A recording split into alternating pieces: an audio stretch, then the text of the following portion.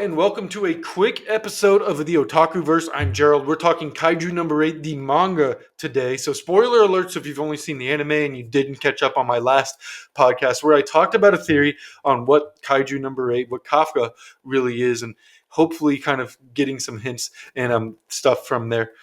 You should rewatch that, actually. And I'll go over a little bit of it here today, but it's going to be a quick one. We're just going to recap the past few issues because there have been some reveals that I think gives some semency or really confirm what my theory was again in my last episode. So before we jump in, I'll go through that theory super quick. My theory basically boils down to the Kaiju number 8 parasite that jumped into Kafka in the first chapter.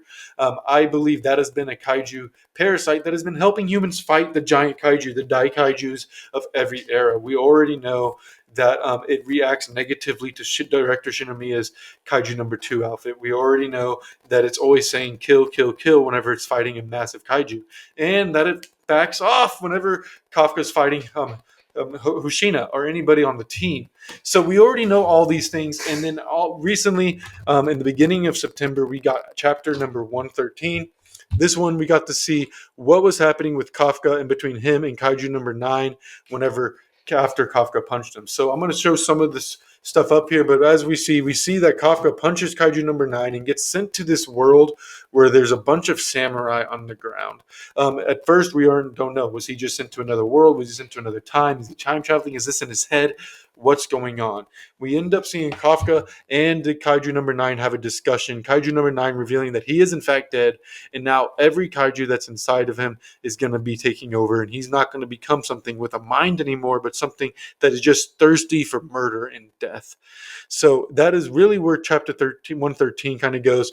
We also get to find out a little more hints. I mean, like you said, we get the samurai, which we already saw whenever Kafka was training with Hoshina. So now we're seeing a little more tie into that samurai point in my theory. I don't want to call it a conspiracy, but in my theory. So we're starting to wonder what is going on here. And we end up finding out at the end of chapter 115 that Kaiju number 9 had actually found the Daikaiju of the Amerikai era.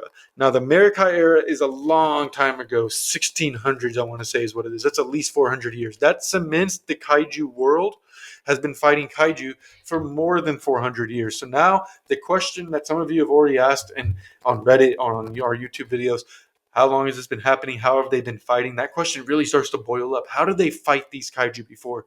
Because right now you've got big guns, you've got big swords, you've got Kaiju infused weapons, all these things. How were they fighting them back in the samurai days? Now, that's where I think my theory comes into play, that Kaiju number 8 is a parasite that has been taking over compatible humans for centuries to help fight the big Kaiju, the Daikaiju, if you will. Chapter 114 continues, and this was one I was really excited for. I was expecting to get more confirmation into my theory. Instead, though, we get a little background on Kaiju number 9. We come to find out Kaiju number 9 was recently born, at least sometime in the 21st century, because the first human he runs into has a shotgun with denim pants, a hat.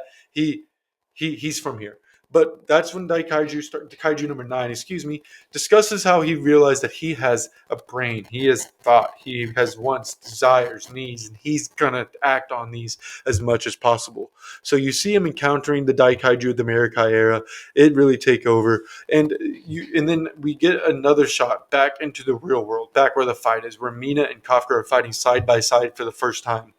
And you see Kafka impaled by Kaiju number 9, Mina losing her shit, screaming. And this is really where it kind of gets insane to me. Because right as Mina's screaming, you got Kafka trying to fight back against the Kaiju because he's awoken now. From what I'm assuming is a little bit like Naruto and Kurama's inner world, where they kind of talk inside of Naruto's body. I'm kind of assuming that the Daikaiju and Kaiju number 9 and Kafka were kind of in that world inside their heads. Like they're able to communicate because they're both the Kaiju.